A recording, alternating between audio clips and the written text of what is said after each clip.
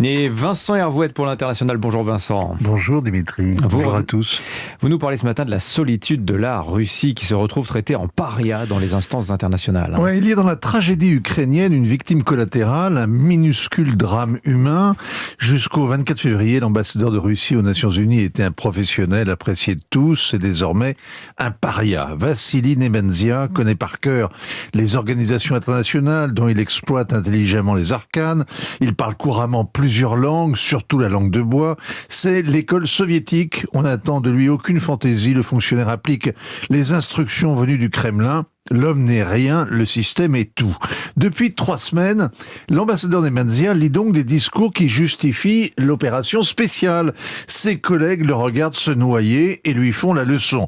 Lui mesure chaque jour davantage la solitude de la Russie. Au Conseil de sécurité, son droit de veto suffit à bloquer les résolutions condamnant l'agression que mène son pays, mais il n'a pas pu empêcher l'Assemblée générale de voter à une écrasante majorité une motion dénonçant la guerre, 143 voix pour, 5 contre, les autres s'abstenant, un vote sans précédent. Hier, il a vécu plus humiliant encore. Il a dû renoncer à déposer une résolution sur l'Ukraine qui condamnait l'utilisation de civils comme bouclier humain. Il n'a trouvé aucun allié pour s'y associer. L'Inde ou la Chine se sont défilés. En revanche, il a pris une volée de bois vert des autres membres du Conseil de sécurité, dénonçant son cynisme, l'hypocrisie de la Russie qui prétend se soucier du sort des civils alors qu'elle les bombarde comme à Mariupol. La mort dans l'âme, Vassili Nebenzia a remballé son texte. Est-ce que ça signifie, Vincent, que la Russie est totalement isolée ? Ça signifie que Moscou a perdu la bataille de la propagande. Volodymyr Zelensky est une star mondiale que les parlementaires acclament debout. Après la Chambre des communes, le Bundestag, le Parlement européen, le Congrès américain, il doit encore s'adresser à la Knesset et il lui restera le clou de sa tournée universelle, un discours à l'Assemblée générale de l'ONU. En face, Vladimir Poutine est pestiféré. Alors il reste quand même à Vladimir Poutine le soutien de la Chine qui est vital. Avant de passer à l'offensive, Vladimir Poutine s'était rendu à Pékin au prétexte des JO. Il a sans doute dévoilé à Xi Jinping les grandes lignes de son projet en lui promettant d'attendre la fin des Jeux.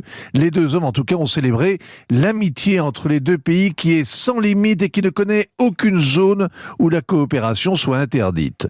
Tout l'effort des Américains depuis 3 semaines est justement d'imposer des limites à cette amitié mutuellement profitable entre pays frères. Le conseiller à la sécurité, Jack Sullivan, a rencontré son homologue chinois la semaine dernière pour discuter de l'impact de la guerre sur la sécurité régionale et mondiale. Autrement dit, pour le convaincre de se tenir à distance, de ne pas lancer de bouée de sauvetage aux Russes. Washington a échoué et prend le monde à témoin. Tout à l'heure, Joe Biden va mettre en garde Xi Jinping, avec lequel il a rendez-vous. L'Amérique promet des représailles si Pékin livre du matériel militaire ou aide la Russie à contourner les sanctions. Alors c'est un casse-tête pour les Chinois. C'est vrai que les États-Unis et l'Union européenne sont de loin leurs principaux clients et que le commerce va en pâtir. Mais l'occasion est trop belle de soumettre la Russie, de lui imposer une dépendance financière, commerciale, militaire, technologique. L'ambassadeur Vassili Nebenzia n'a plus d'amis, mais il a désormais 2 maîtres. Merci Vincent. Oui, pauvre Vassili, c'est vrai qu'il fait peine à voir quand on le voit sur les images. Mais bon, oui. C'est un dur à cuire, il en a connu d'autres. Ouais, et puis il monte sa moto le week-end et il part faire un tour tout seul. Ah mais c'est un ami, vous le connaissez bien. Bien sûr.